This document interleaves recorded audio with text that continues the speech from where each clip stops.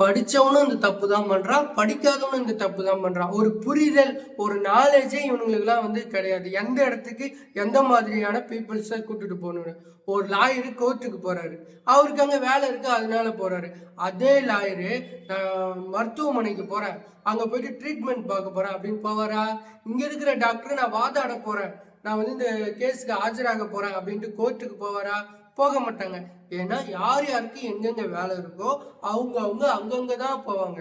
School குழந்தைங்க ஸ்கூலுக்கு தான் போவாங்க. கர்ப்பிணி பெண்கள் செக்கப்புக்கு போவாங்க, மற்ற டைம்ல ரெஸ்ட் எடுப்பாங்க. முதியவர்கள் வீட்டுல இருந்து ரெஸ்ட் எடுப்பாங்க. இந்த மாதிரி இருக்கிறவங்களை கொண்டுட்டு போயிட்டு ஒரு மாபெரும் பொதுக்கூட்டத்துல அங்க பாரு சிஎம் சார் வந்துட்டாரு, அங்க பாரு தளபதி விஜய் அண்ணன் வந்துட்டாரு, அங்க பாரு சீமான் மாமா வந்துட்டாருன்னு மக்களுக்கு ஒரு புரிதலே இங்க வந்து கிடையாதுங்க. தயவு செய்து இந்த யூடியூப் சேனல்ஸ், இந்த மீடியாக்கள்லாம் இதை பத்தி பேசுங்க அப்படின்னா இதை பத்தி அவனுமே வந்து ஒரு அவேர்னஸ் கொடுக்க மாட்டேங்கிறான். அவங்களுக்கு இவங்க தான் காரணம், இவங்க வியூஸ், இவங்க சப்ஸ்கிரிப்ஷன், இவங்களுக்கு இதுதான் முக்கியம். பிணம் தின்னி கழுகுகள் இவனுங்கெல்லாம், இவங்க இதுதான் பேசுறானுங்க. சரி, அப்ப இதை பத்தி பேசக்கூடாதா?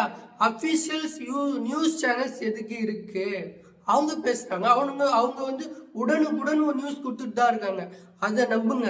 இந்த மீடியா சேனல்லாம் உட்காந்துக்கிட்டு இதுக்கு காரணம் சிஎம் சார் தான், இதுக்கு காரணம் தளபதி விஜய் அண்ணன் தான் கூட்டத்தை கூட்டினாரு, இதுக்கு காரணம் சீமான் தான் அப்படின்னு இவனுங்க உட்காந்து இவனுங்க வியூஸ் சப்ஸ்கிரிப்ஷன்காக கண்டது உணர்வானுங்க. தயவு செய்து அந்த மாதிரி யூடியூப் எல்லாம் பார்க்காதீங்க. ஜட்ஜஸ் கோர்ட் என்ன சொல்லுது, அபிஷியல்ஸ் நியூஸ் சேனல்ஸ் நிறைய இருக்கு நம்ம நாட்டில், அது என்ன சொல்லுதுன்னு அதை மட்டும் கேளுங்க. தயவு செய்து இவங்களுக்கு கேட்காதீங்க.